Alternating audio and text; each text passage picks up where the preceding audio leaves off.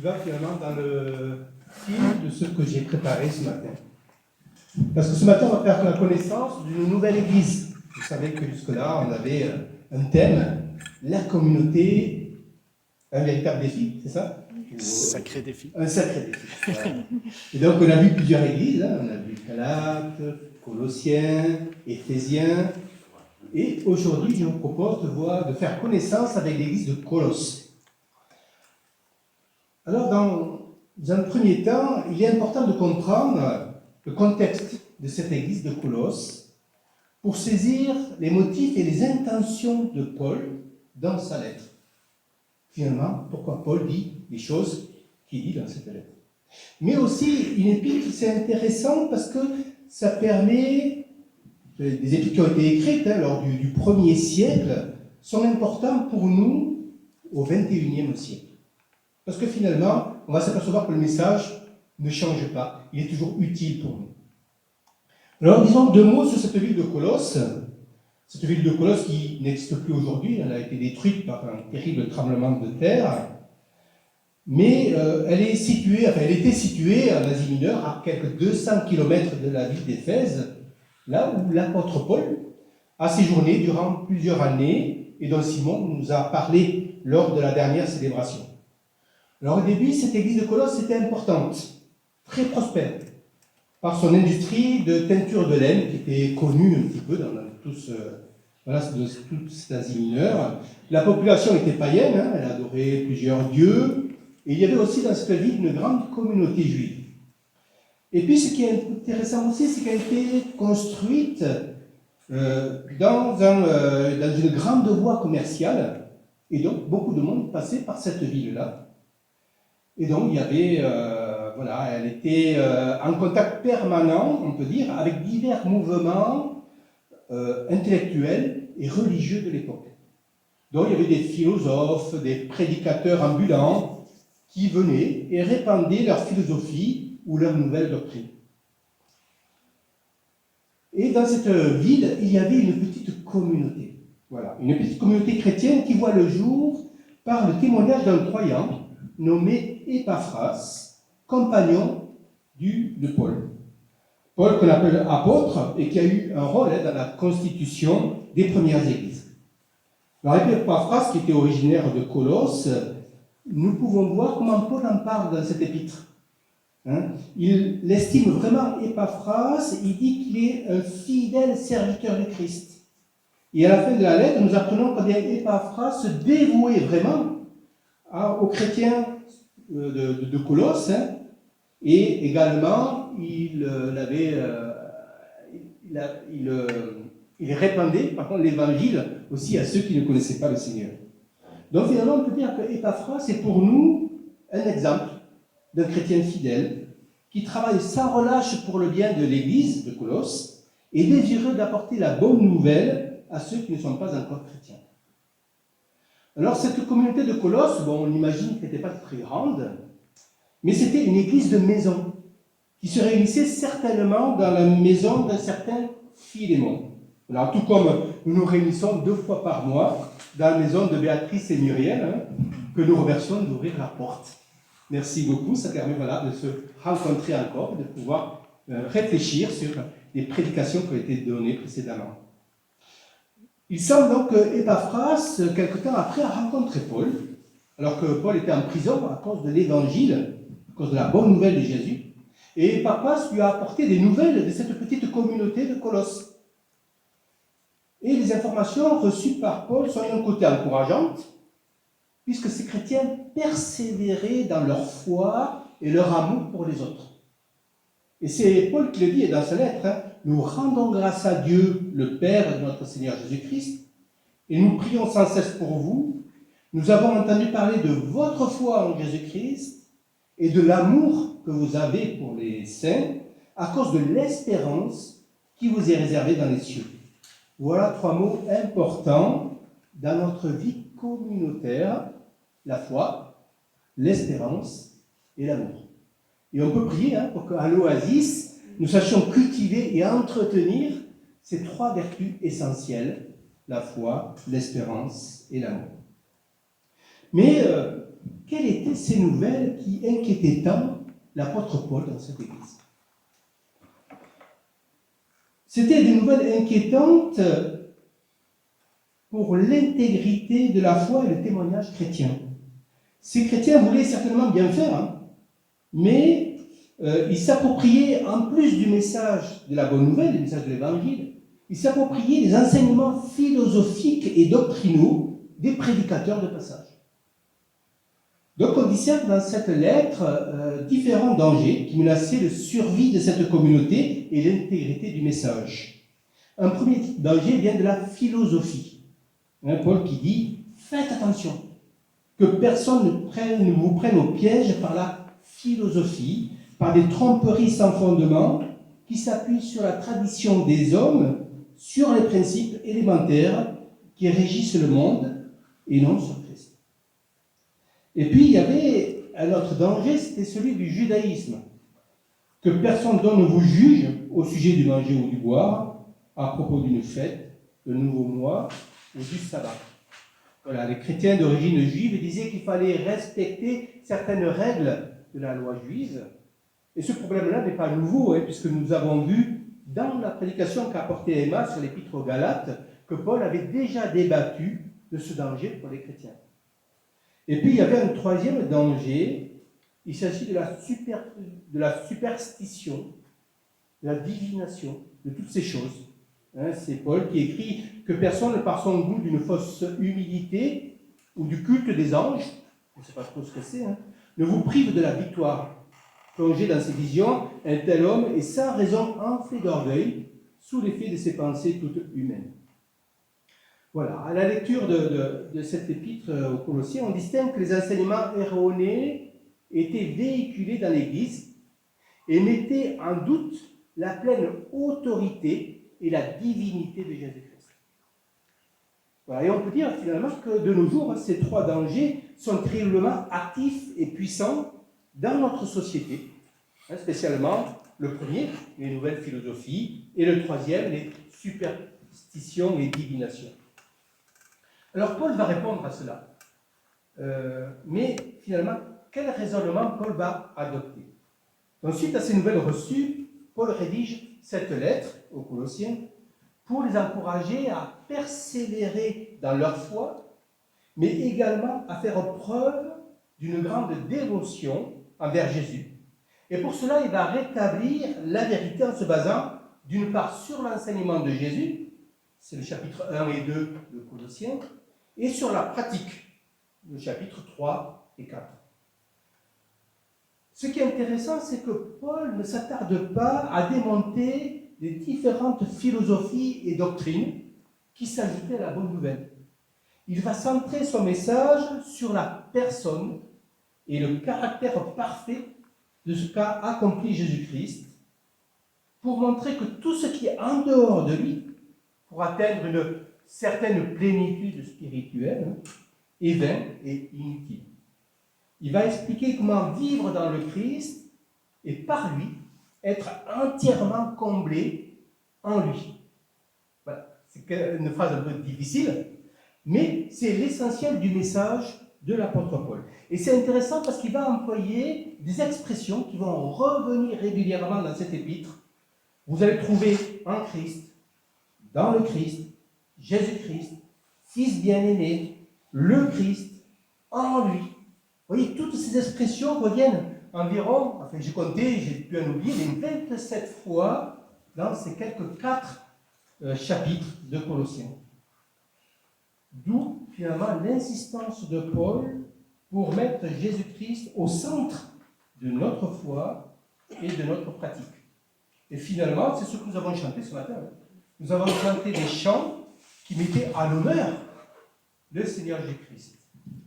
Dans cette lettre aux Colossiens, nous trouvons un hymne magnifique qui nous parle de l'œuvre de Dieu. Dieu qui a mis en œuvre son projet de salut pour l'humanité, et c'est par Christ, Jésus fait homme, que ce salut est réalisé. Et c'est pour cela que la partie centrale de cet hymne est consacrée au Christ. Et je vous invite à écouter cet hymne qui met Christ au centre dans le projet de salut de Dieu. Il est dit, vous exprimez votre reconnaissance au Père, qui nous a rendus capables de prendre part à l'héritage des saints dans la lumière. Il nous a délivrés de la puissance des ténèbres et nous a transportés dans le royaume de son Fils bien-aimé, en qui nous sommes rachetés, pardonnés de nos péchés. Et puis il y a là ce passage qui met Christ en honneur. Le Fils est l'image du Dieu invisible, le premier-né de toute la création.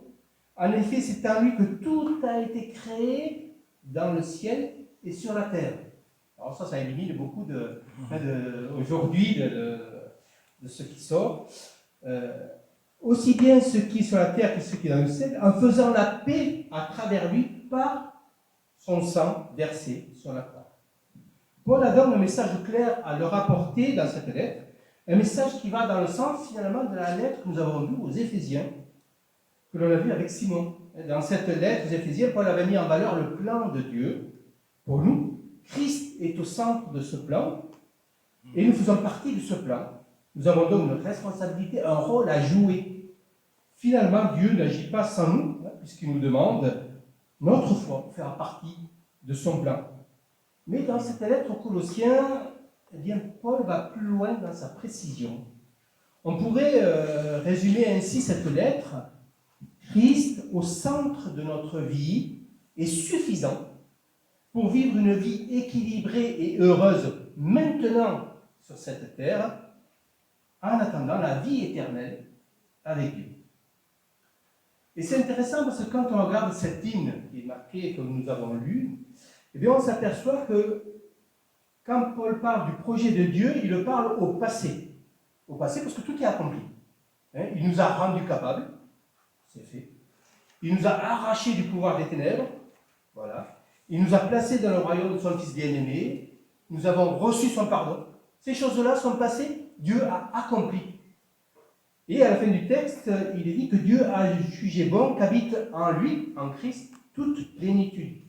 Manière de dire finalement que le projet de Dieu est conçu de toute éternité. Voilà le projet de Dieu. Et ce qu'il a accompli par la vie et la mort et la résurrection de Jésus-Christ. Mais en ce qui concerne Jésus-Christ, Paul le dit au présent. Il dit, en lui, nous avons la rédemption, le pardon des péchés. Voilà, c'est quelque chose que nous avons. Il est l'image du Dieu invisible. Il est la tête du corps de l'Église. C'est lui le commencement, le premier-né d'entre les morts. Voilà, ce mystère de Christ se déploie en chacun de nous, tout au long de notre histoire humaine. Dieu a accompli par Jésus-Christ tout ce qu'il faut pour vivre une vie intime et libre avec lui.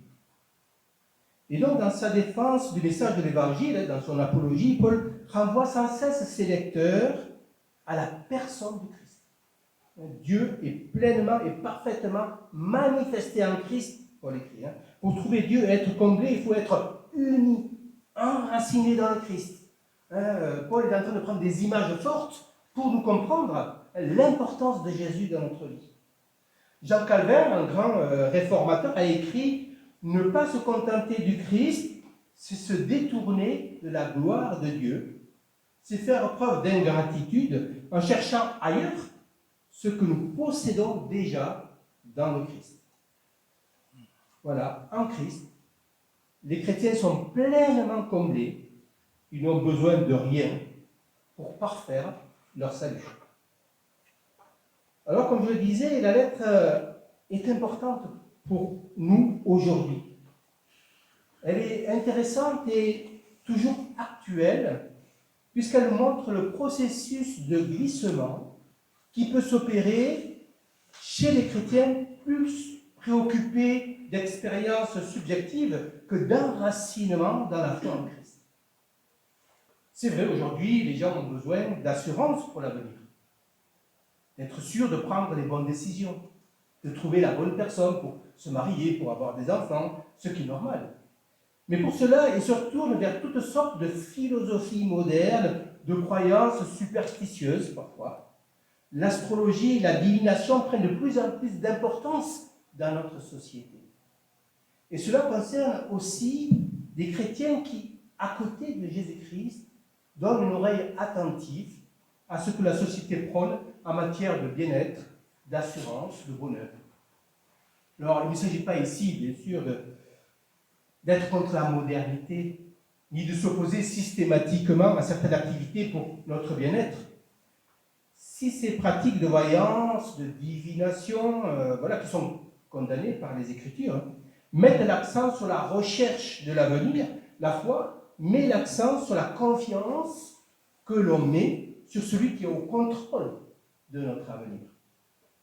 Voilà, en tant que croyants, nous devons examiner notre façon de vivre à la lumière de la Bible et avec l'aide du Saint-Esprit et de nos frères et sœurs dans l'Église, voir les valeurs qu'elles dégagent et si elles sont cohérentes avec notre foi. Avez-vous déjà pensé qu'en tant que croyants, Jésus est au centre de nos décisions, de nos pratiques, de nos relations avec les autres, de notre vision comme de ce que nous entendons? C'est dire que Jésus, le Christ, est au cœur de notre humanité, de notre vie humaine. Alors, j'ai souvent pensé que Christ, il était comme un chef d'orchestre. Vous savez, un chef d'orchestre, eh bien, il est au centre de tous ces musiciens, et c'est lui qui va donner, alors je ne suis pas trop chef d'orchestre, je ne sais pas si, mais en tout cas, j'imagine qu'il donne un petit peu le tempo, qu'il donne le rythme, qu'il donne ces choses-là aux musiciens, sinon, sans lui, ça serait la cacophonie, n'est-ce pas? Et donc, le Christ, dans notre vie, est comme ce chef d'orchestre, qui nous indique, voilà, tout ce qui nous donne la sagesse, le discernement, et qui nous indique par sa parole les directions que nous pouvons prendre dans tel ou tel cas. Et donc, Paul, une fois qu'il a parlé de ce que Jésus est et ce qu'il a fait, eh bien, il passe à la pratique. Et dans sa lettre, eh bien, Paul dit que la parole de Christ habite en vous dans toute sa richesse. Instruisez-vous et avertissez-vous les uns les autres en toute sagesse, par des psaumes, par des hymnes, par des cantiques spirituels. Chantez pour le Seigneur de tout votre cœur sous l'inspiration de la grâce. C'est ce que nous avons fait à l'entrée de cette célébration. Et puis Paul ajoute, et quoi que vous fassiez, en parole ou en œuvre, faites tout au nom du Seigneur Jésus, en exprimant par lui votre reconnaissance à Dieu le Père. Voilà, Paul s'adresse à chacun de nous pour notre transformation, dans ce que nous étions sans Christ et ce que nous sommes aujourd'hui avec Christ. Et on l'a vu lors de la lettre aux Éphésiens, on a parlé de se revêtir du vêtement. Et c'est marrant, on en a encore parlé ce matin. Mais c'est cela, Paul, dans cette épître aux Colossiens, dit « Vous vous êtes dépouillés du vieil homme, de sa manière d'agir, c'est-à-dire enlever ce vieux vêtement que nous traînions depuis que nous sommes là, et vous avez revêtu l'homme nouveau qui se renouvelle pour parvenir à la vraie connaissance, conformément à l'image de celui qui l'a créé. » Voilà, nous avons défait en nous cette vieille nature, ce vieux manteau, et nous avons revêtu le Christ qui nous permet d'avancer dans notre foi chrétienne. L'apôtre dit que Christ est l'image du Dieu invisible. C'est vrai, à la création, Dieu a fait l'être humain à son image, à sa ressemblance. On trouve ça dans la Genèse. La vocation de tout être humain, finalement, c'est être à l'image de Dieu. Alors, ce n'est pas un petit défi, ça. Le Christ, finalement, est l'exemple parfait. Si l'on ose dire, il est véritablement l'être humain à l'image de Dieu.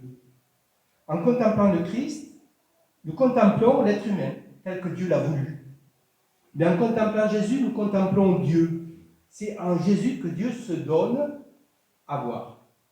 Jésus, finalement, est à la fois homme et Dieu. Pourquoi, finalement, chercher autre chose que ce que nous avons reçu de Dieu? Dieu, en Jésus-Christ, s'est fait homme, finalement, pour que nous le connaissions. Ainsi, Paul insiste pour que la foi au Christ soit préservée et pas mélangée avec la culture ambiante de notre société. Et Paul ajoute, mais il faut que vous restiez fondés et inébranlables dans la foi, sans vous détourner de l'espérance de l'évangile que vous avez entendu et qui a été proclamé à toute créature sous le ciel, et dont moi, Paul, je suis devenu le serviteur. Voilà, donc je pense que le cœur de Colossiens, c'est qu'il faut retenir, c'est Christ au centre. au centre de notre vie et il est suffisant pour vivre une vie équilibrée et heureuse maintenant sur cette terre, en attendant la vie éternelle avec lui. Je vais prier. Oui Seigneur, c'est vrai, comme nous l'avons chanté, nous étions perdus, éloignés de toi, égarés, et tu nous as trouvés. Tu nous as fait connaître celui qui va nous donner la vie, Jésus-Christ. Et Seigneur, nous voulons te remercier pour cet épître de Paul qui nous rappelle que Jésus-Christ est au centre de notre vie chrétienne. C'est vrai, nous pouvons regarder autour de nous ce qui se passe, adopter certaines activités, certaines pratiques autour de nous, mais Seigneur, tu nous demandes de regarder toutes ces choses au travers de ta parole, au travers du Christ.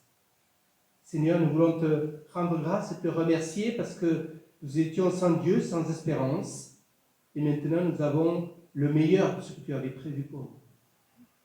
Je veux te remercier parce que si nous sommes rassemblés ce matin, notre petite église Oasis, c'est parce que tu en es le centre, parce que tu es au milieu. Et nous sommes là pour t'adorer, pour renouveler notre foi, notre confiance en toi. En ton nom, Seigneur Jésus-Christ. Amen.